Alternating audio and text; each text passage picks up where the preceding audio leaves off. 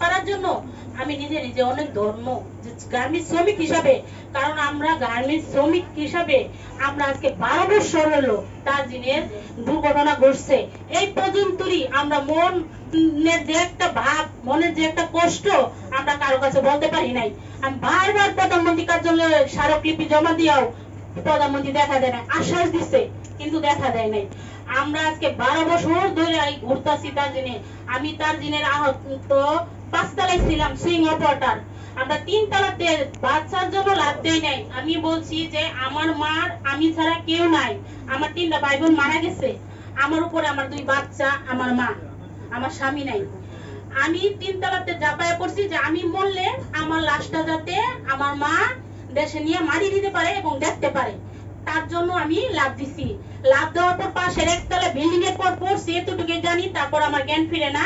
Trauma সেন্টারে, Dhaka Shyamoli trauma সেন্টারে 11 দিন পর আমার জ্ঞান ফিরে দেখি আমি বেডের মধ্যে সবকিছু, আমি হাত পা লড়াচড়া করতে পারি না, আমার মেরুদণ্ড ভাঙা, ডান পা ভাঙা এবং গাড়ে হাতটা আমার ফাটা। আমি কিছু কাজ করতে পারি নাই।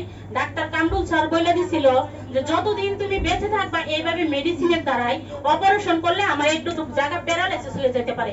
কেন?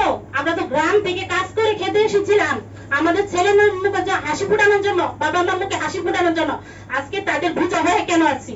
বাংলাদেশের সরকারের কাছে বারবার আবেদন জানার পরেও ওনারা আমাদেরকে 2020 সালে যখন আমরা প্রেস ক্লাব 3 মাস ছিলাম, তখন আমাদেরকে এমন ভাবে পুলিশ দিয়ে গণপিটানো করা হয়েছিল যা ভাষা প্রকাশ করার মতো না। এমন ব্যবহার পুলিশ মানুষের সাথে করতে পারে না। পুলিশ হলো জনগণের বন্ধু। ওই দিন বন্ধু ছিল না, আমার এক বয়স্ক খালা ছিল, মনোরা নাম। ওই মাটা বলছিল, বাবা আমি তোমার মা, আমাকে উঠতে একটু সময় দাও। ওই পুলিশ দেয় নাই, খাওয়ার পায়ের মধ্যে বাড়ি দিয়ে পাড়া ফাটাই দিছিল। বিপ্লব কুমার ওই জামাটুক ছাড়া পুলিশ কিচ্ছু দিতে দেয়। দিন রাত 24 ঘন্টা ছিলাম, আর আমাদের মেয়েদের গায়ে একটা উন্না ছিল না। এমন ভাবে আমরা ছিলাম। কিন্তু বড় দুঃখের বিষয়, আজকে আমরা স্বাধীন বাংলাদেশ পেয়েছি, কথা বলার আমাদের জায়গা আছে। আমরা আশা করি এই ছাত্রদের মাধ্যমে আমরা সবাই সবার হাতে ধরে আমরা এই দেশ যাতে সোনার বাংলাদেশই থাকে। আমি তোমায় ভালোবাসি, এটা কিন্তু মিথ্যা নয়। জাতীয় সঙ্গীত মিথ্যা না।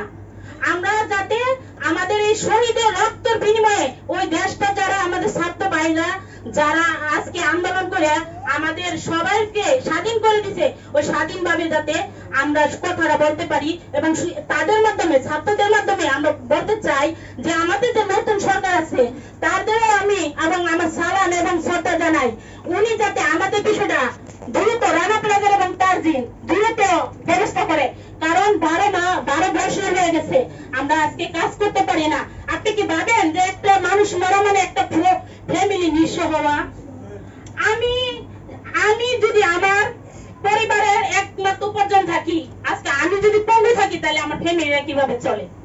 আজকে যে দ্রব্যমূল্যের দাম, আপনি বলে গরিব বান্ধব সরকার ছিলেন, মানবতার মা ছিলেন, আজকে আমাদের মানবতা কই? হাজার হাজার স্টুডেন্টের লাশ, হাজার হাজার মায়ের বুক খালি মানবতা দিয়ে আজকে আপনি পালিয়ে গেছেন।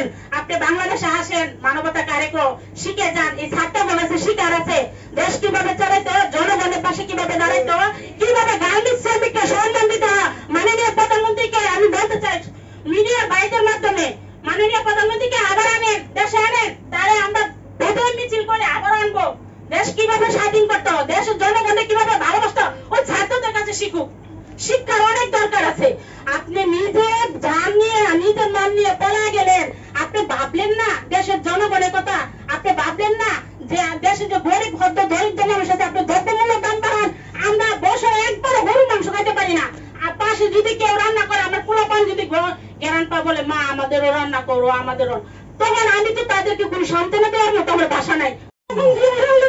মনে অনেক ভালো ছিল, মানুষের আবহাওয়া, সমাজের বোঝা।